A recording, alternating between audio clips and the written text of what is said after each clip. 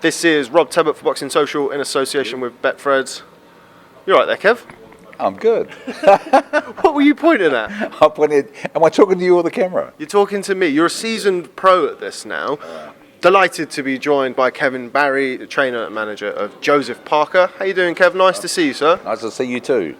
Always a pleasure to see your smiling, bearded face. I say the same thing about you. What do you think? It's my new look. I like it. It's good. It's worrying that you kind of look younger than me, which is a bit of a concern to me. Really? God, I won't tell you, but I've got a big one coming up this year. Have you now? What's that? No, I won't tell you. Okay, well, we can deduce from that what we will. So you're here with Joseph Parker, who is announcing his new deal with Matchroom Boxing and Eddie Hearn. Just tell me a little bit about that, how it came to pass. Well, I think it was, for us, we looked at a number of different options for the next 2-3 years of Joe's career. And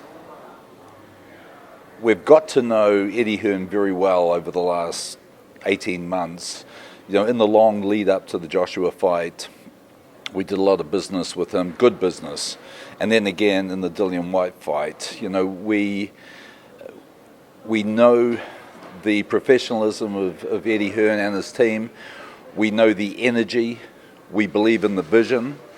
And for us, it was a very, very good fit. Like Joe just entering the 7th year of his professional career, this was the right move at the right time, and Eddie Hearn, for us, is the right guy.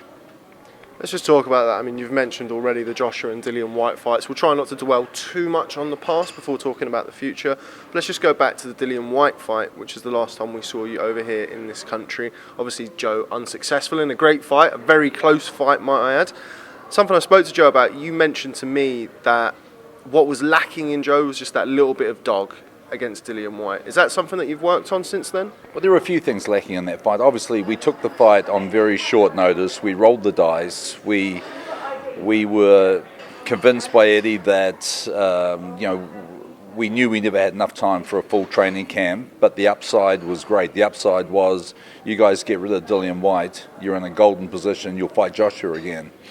That was enough for us to be prepared to take that gamble as a team. We came up short. We still believed that we had done enough in training camp and our game plan was good enough to win that fight. People who watched that fight, they knew for the first 2 rounds it was just target practice for Joe. I'm sitting in the corner thinking this fight's over 6-7 rounds. I felt very confident. And then we got the headbutt in the end of round 2 in the cerebellum, and Joe fought the whole fight concussed. And it was just miraculous that he was able even to stay in there and stay on his feet when he had no idea where he was. And he was able to dig deep enough in the last round to put Dillian on the ground. It just shows the fortitude and the stamina and the determination of the fighter Joseph Parker is. We came up short, but we've learned a lot in that fight. It was a very physical fight. White fought to his strengths. And whether legally or illegally, it worked for him on the day. If that fight had taken place in America, I have no doubt in my mind that White would have been disqualified and had a bunch of points taken off before that. It wasn't the case, and he came away with the win, and we had to regroup. And last year having fought 2 pay-per-view fights. Coming up short both times, we had to regroup, and we regrouped very well in December last year against Alexander Flores, and Joe rendered him unconscious in 3 rounds. Well, you mentioned that kind of the back-to-back losses. Joe went into the fight with Anthony Joshua holding a WBO title, obviously lost that to Anthony Joshua. A lot of people were very surprised that you took the Dillian White fight purely because it was another big fight. Obviously came off unsuccessfully. How difficult was it to regroup after that? You've gone from being an undefeated world heavyweight champion to back-to-back losses. Yeah, let me tell you this. At the end of the day, as a trainer, it would have been a safer option to regroup, take a couple of soft fights like everyone expected us to, it was Joseph Parker who drove that Dillian White fight. Joe said, I want the biggest fight out there that means the most. And when Eddie said, you fight Dillian White, you pick up Dillian's belts, there's a Joshua fight 1 or 2 fights away, that was enough for Joseph Parker. And Joe's the one that, he pushed the whole team to take that fight. Now, I was there in the post-fight press conference where some criticism was levelled at you and your working relationship with Joe. I know you semi-well enough to know that I don't imagine you were particularly pleased with that. Just your thoughts on that. Oh, mate, it's, people will always say what they want to say. Joe and I are a pretty good team. We understand each other. We've had a tremendously successful career for the first 5.5 years. When Joe won the world title in December of 2016, he was the 4th youngest heavyweight of all time to win that title. We were fighting international fighters 5 times a year for 3 years straight. Every fight was a 12-round fight that was for championship belts, and Joe was collecting belts every single fight. We did a pretty good job with a young guy and developing him and turning him into a world class and then a world champion. So for people to be critical, let's look at the facts first.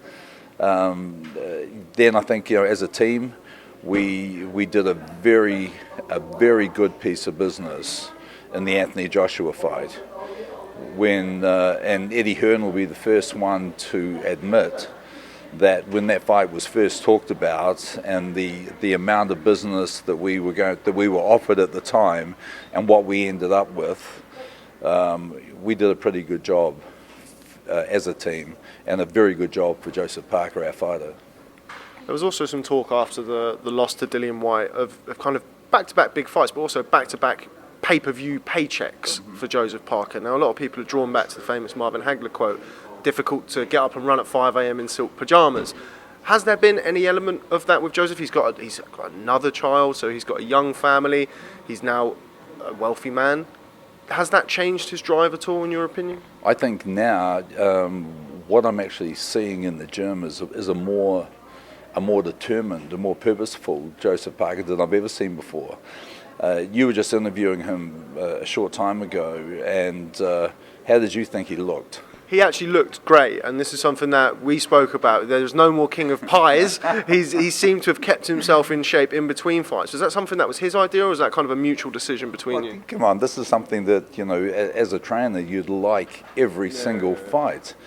But, Joe wasn't ready for it. He was still a young man who was enjoying himself and having a lot of success, and he was able to achieve that success with training during training camps and not in the off-season.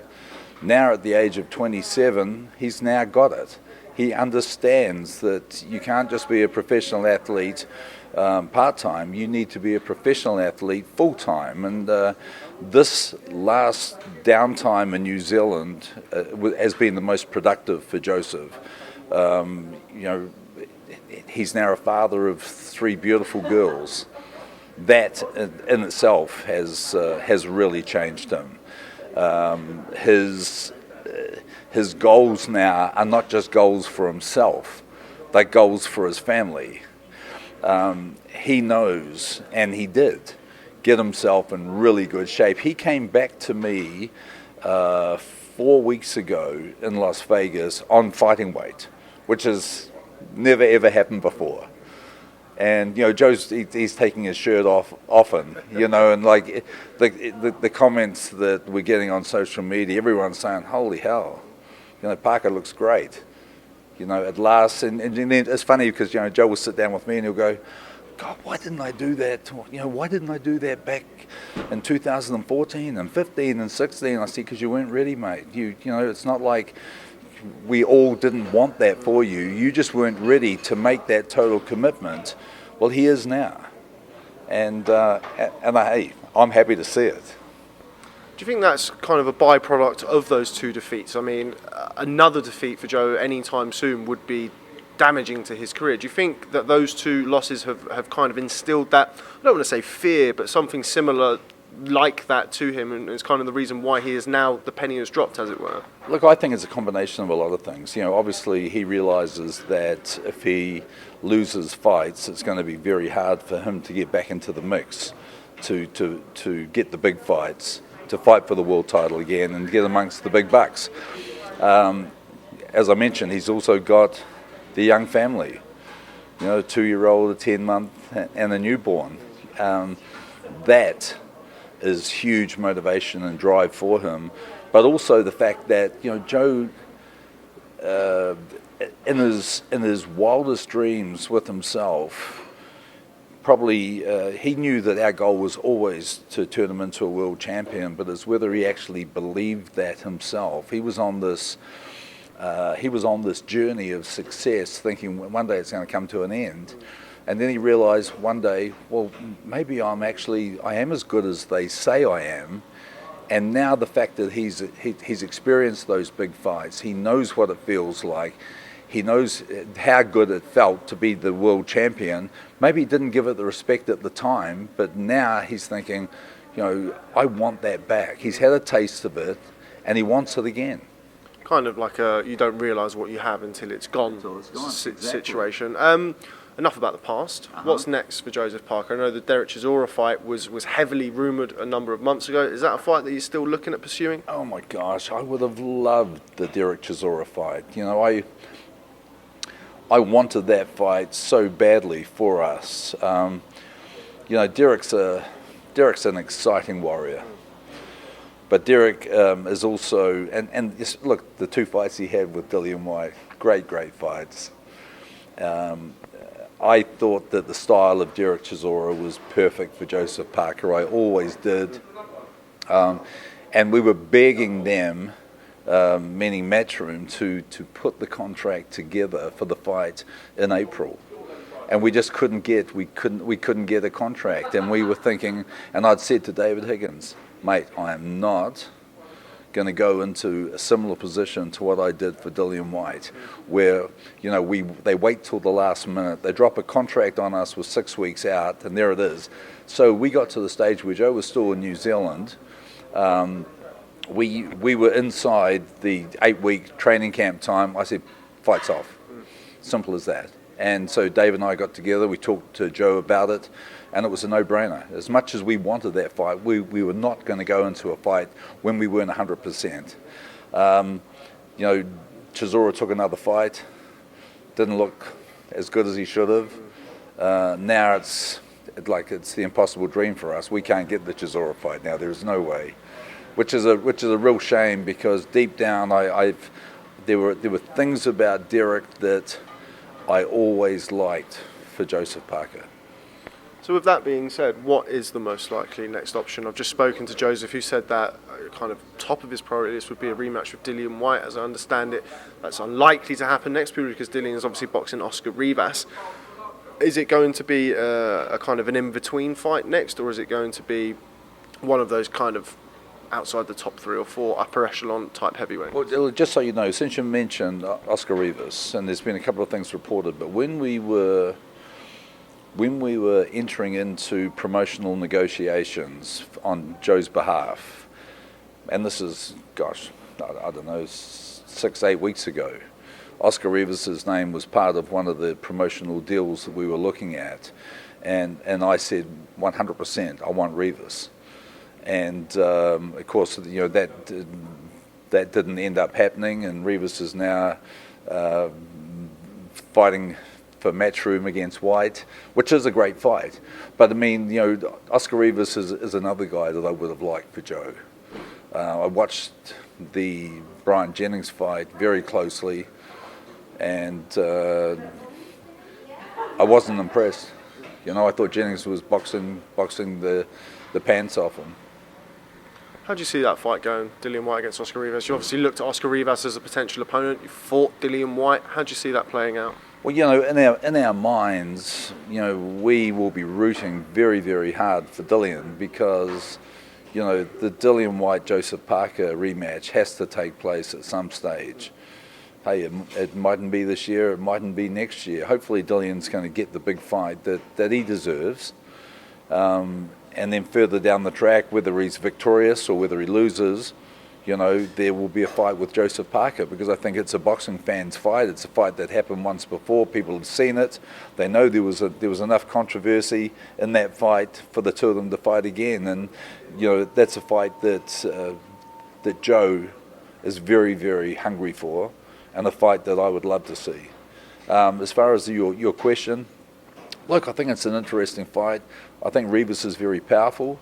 I was more impressed with Rivas's boxing skills earlier in his career. He had that problem with his eye where looked like he wasn't going to be able to fight. He's now got the license back. I thought he was very one-dimensional in his last couple of fights. You got two guys with a lot of power. I just think that Dillian at the moment is riding a much more successful wave. He's got a lot more at stake, and I think this will be another fight where Dillian will rise to the occasion. Now, Dillian is somebody who's been in the news an awful lot lately with potentially fighting Tyson Fury, the mandatory situation, or the number one contender situation with Deontay Wilder. As I've mentioned, you've faced Dillian White, you've also faced Anthony Joshua. How do you feel that fight, potentially, a rematch between Joshua and Dillian White, could play out if that were indeed to happen soon? With Anthony Joshua, by all look, he's not going to be fighting Deontay Wilder this year. Tyson Fury, it looks unlikely. So conventional knowledge would think Kubrat Pulev, Dillian White, potentially Alexander Usyk. How would you see White versus Joshua 2? To be completely honest, I think you look at the first fight, and Dillian still fights a lot in that type of style. Anthony Joshua has developed and evolved as a much more complete fighter now than what he was when he fought Dillian the first time. His control of the distance is very, very educated now. I think the second fight, if it takes place between him and Dillian, I think it's a much easier win for Joshua. Okay, and moving away from all things Joseph Parker, because we're about to go to a press conference where it's going to be all Joseph Parker. You're here, of course, not only to announce your deal with Matchroom, but to watch Anthony Joshua versus another Joseph Parker ex-opponent in Andy Ruiz. Just break that fight down for me. Look, I think it's a good fight. I'm looking at the bookmakers' odds, and I'm just shaking my head, and I'm going, look, a lot of people are making assumptions about Andy Ruiz without actually looking at the pedigree of this guy. You're talking about a fighter who's been fighting his whole life. He was a very good amateur. He's got a tremendous professional record. Sure, he carries body fat. Andy has got very good hand speed for a heavyweight. He's got good head movement, and let's remember when we look at Andy Ruiz, and on Box Rec they had him at 6'2". He's not 6'2". He's 6 foot. Okay, Joshua's 6'6". So look, there's a 6-inch height advantage. There's an 8-inch reach advantage. But Andy Ruiz has been fighting tall guys his whole life. This is not the first time he's fought. He's never fought anyone his own size. Most of the guys that he's had to fight on his way through the rankings and have been tall guys. He has learnt his skill and his art of closing the distance. If he's got a very good fast first step to work in on the inside, and Andy has to get inside Joshua. If he stays on the outside, he's going to get murdered. His biggest chance is he's going to have to close the distance. And if he does, let me tell you, Andy Ruiz is a fighter who knows how to fight on the inside. He'll get in there and he'll hit Joshua on the hip. He'll hit him in the back. Andy will use his forearm. Andy's very, very good at using the forearm to open up some distance. Now, when you're with a big guy leaning down on him and smothering him, Andy's strong for his size. He uses that forearm to create a bit of room to let his hands go. He punches to the body very, very well, in which, it's no secret because, like, when you're 6 foot and you're fighting giants, you've got to go to the body first. My saying all those good things about Andy, and the other thing about Andy is this: there is no doubt in my mind that he is one of the top, 10 or 12 heavyweights in the world. No doubt about it. I don't believe that Andy Ruiz is the Dominic Brazil. Okay, let's remember, Andy's never been down. I remember Joseph Parker, I don't know if he talked about it with you today, said to me, even after the Joshua fight, he felt that the hardest he'd ever been hit was by Andy. Which, when you think of that, and you look at his performances, 3, 4, 5 years ago when he was destroying guys and knocking them out, and then you look at his most recent fight, Alexander Dimitrenko, and we talk about Andy Ruiz and power, and then we look at the Dimitrenko fight and we think, you couldn't even put the guy on the ground. We know that Dimitrenko doesn't have the biggest heart. There were times in that fight that he was looking for a way out and Andy still couldn't get him down. Joseph Parker put Dimitrenko down 4 times in 3 rounds. Even his fight before that, when Brian Jennings fought Dimitrenko, Jennings had him down, and he's not a big puncher at all.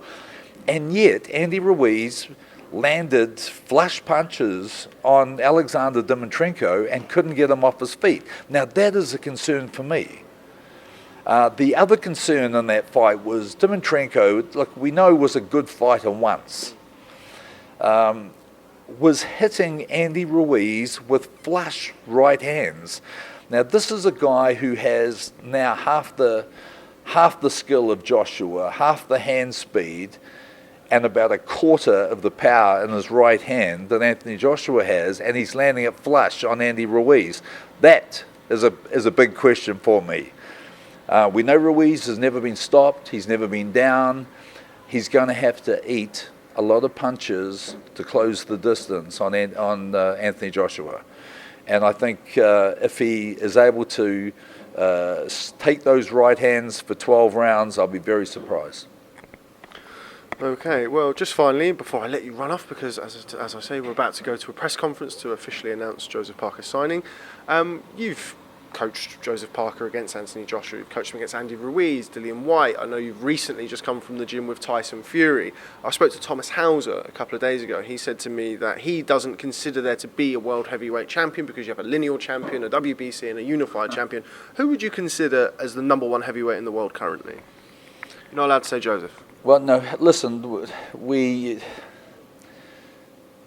all know that styles make fights.